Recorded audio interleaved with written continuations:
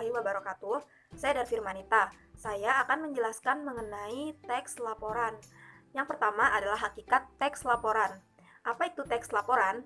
Teks laporan adalah tulisan yang disusun dari hasil observasi atau pengamatan yang telah dilakukan seseorang ataupun sekelompok orang.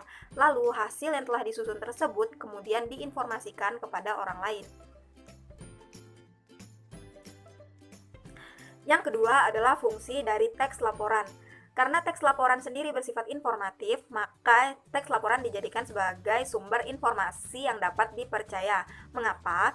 Karena teks laporan ditulis berdasarkan data dan juga fakta yang berada di lapangan.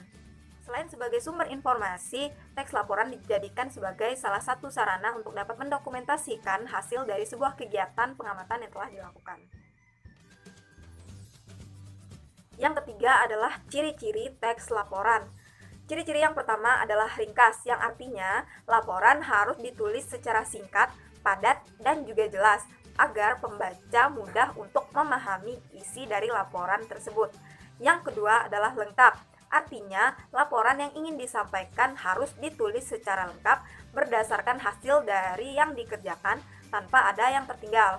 Dan ciri-ciri yang ketiga adalah logis. Laporan harus bersifat masuk akal tanpa mengada-ngada. Dan yang terakhir adalah sistematis.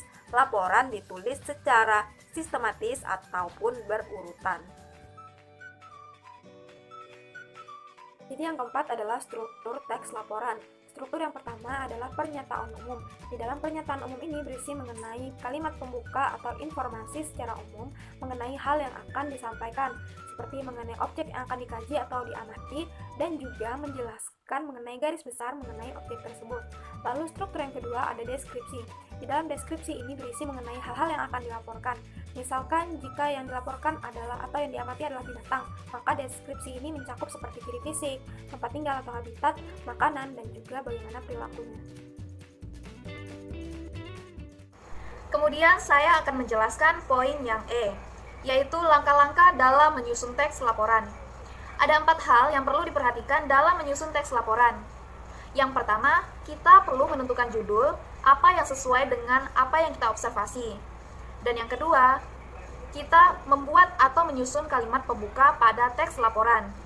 Dan yang ketiga, kita menyusun isi laporan yang mana di dalam laporan tersebut berisi gagasan, atau juga disebut ide pokok dan saran. Lalu diikuti dengan alasan untuk laporan tersebut. Dan yang keempat, membuat atau menyusun kalimat penutup pada laporan tersebut. Tidak hanya sampai di situ saja, untuk menyusun sebuah teks laporan, kita perlu menentukan beberapa hal yang akan dimasukkan ke dalam laporan tersebut. Yaitu, kita perlu menentukan kalimat pembuka yang sesuai dengan apa yang dilaporkan. Lalu, diikuti dengan kalimat untuk melengkapi dan menjelaskan teks laporan tersebut. Dan jangan lupa, kita harus menyusun dengan sistematis. Kemudian kita akan membahas contoh dalam menyusun teks laporan.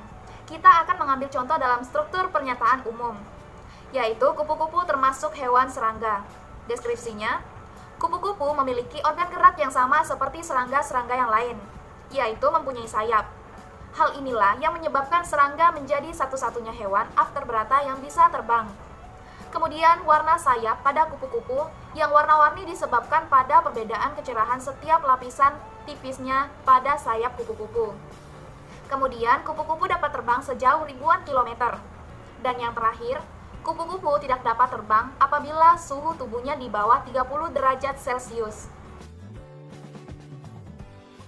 Berikut adalah penilaian atau asesmen dalam teks laporan. Ada 4 hal yang perlu diperhatikan dalam menulis teks laporan. Yang pertama ada isi, di mana isi berkaitan dengan pengembangan dan penguasaan pada topik tulisan. Dan yang kedua ada organisasi. Organisasi ini berkaitan dengan struktur teks tersebut dan bagaimana kaidah kebahasaannya. Dan yang ketiga ada kosakata. Kosakata berkaitan dengan penguasaan kata, diksi, dan juga keefektifannya dalam menulis teks laporan tersebut. Dan yang keempat ada penggunaan bahasa dan mekanik.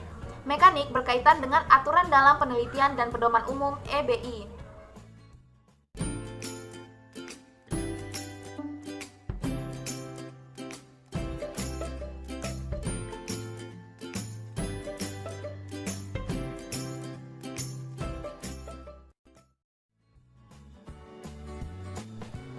Poin yang A yaitu hakikat dalam teks ulasan buku. Teks ulasan buku ini biasa juga disebut dengan review text.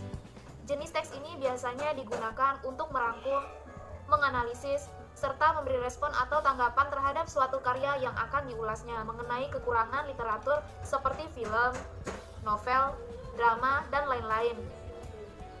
Teks ulasan juga merupakan teks yang berisi tinjauan yang bersangkutan dengan objek, seperti halnya dengan ulasan berita, ulasan suatu karya, dan lain-lain. Teks ulasan ini dibuat untuk mempengaruhi kualitas, kelebihan, serta kekurangan yang terdapat pada objek tersebut, dan ulasan ditunjukkan kepada pembaca. Berikut adalah 3 fungsi atau tujuan dari teks ulasan. Yang pertama, dengan adanya teks ulasan, pembaca atau penyimak menjadi terbantu untuk memahami suatu tayangan sebuah film. Dan yang kedua, agar memberikan paparan berisi manfaat untuk memperbaiki dari karya yang diulas. Dan yang ketiga, menjaga khalayak untuk turut berpartisipasi dan bersikap kritis terhadap suatu film atau drama. Perkenalkan, nama saya Yuliana. Di sini saya akan membawakan materi tentang teks ulasan.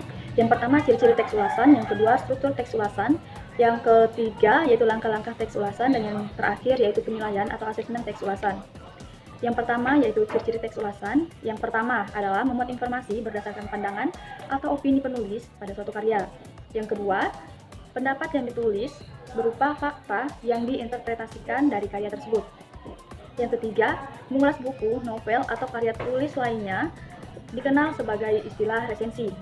Yang keempat, strukturnya terdiri atas orientasi, tafsiran, evaluasi, dan yang terakhir yaitu rangkuman. Yang kelima, memuat informasi berdasarkan pandangan atau opini penulis terhadap suatu karya. Yang keenam, opininya berdasarkan fakta yang diinterpretasikan. Yang ketujuh, lebih dikenal dengan istilah lain yaitu resensi. Baiklah, materi yang selanjutnya yaitu struktur teks ulasan. Yang pertama ada identitas. Identitas ini merupakan bagian yang berisi informasi terkait karya yang akan ditulis. Yang kedua ada orientasi. Orientasi ini berisi tentang pengenalan gambaran umum sebuah karya tulis. Yang ketiga ada sinopsis. Sinopsis ini berupa gambaran umum suatu karya yang akan diulas. Gambaran umum tersebut menyiapkan latar belakang untuk pembaca. Yang keempat ada bagian analisis. Bagian analisis ini berisi tentang gambaran yang detail tentang suatu karya yang akan diulas. Dan yang terakhir yaitu ada evaluasi. Evaluasi ini merupakan bagian yang memuat ulasan akhir dari penulis yang berupa sebuah kesimpulan. Baiklah, materi selanjutnya yaitu langkah-langkah menyusun teks ulasan. Yang pertama, membaca buku dengan cermat dan membuat catatan kecil yang berisi tentang kelemahan dan kelebihan dari buku. Yang kedua, memperhatikan kalimat yang mengandung pelajaran hidup atau informasi lainnya. Yang ketiga, memilih topik yang ingin dibahas atau diulas. Yang keempat, memperhatikan sistematika dan penggunaan bahasa yang digunakan dalam menulis teks ulasan. Yang kelima, memutuskan paragraf pendahuluan yang menyatakan topik yang ingin diulas. Yang keenam, menulis rangkaian paragraf yang menyatakan persetujuan atau penolakan keberpihakan dari penulis. Yang ketujuh yaitu menuliskan kesimpulan. Materi selanjutnya yaitu penilaian atau asesmen teks ulasan. Hal-hal yang perlu diperhatikan dalam membuat teks ulasan yaitu yang pertama, identitas karya yang merupakan bagian yang berisi informasi terkait karya yang diulas. Yang kedua, orientasi. Orientasi ini merupakan gambaran umum mengenai sebuah karya tulis. Yang ketiga, ada sinopsis. Sinopsis ini merupakan ringkasan yang menggambarkan isi dari suatu film atau pementasan yang dilakukan secara konkret atau abstrak. Yang keempat, ada analisis. Analisis ini merupakan pengkajian ulang tentang struktur-struktur yang ada. Yang terakhir, ada evaluasi. Evaluasi ini merupakan pandangan dari pengulas. Sekian pemaparan materi dari kami. Terima kasih.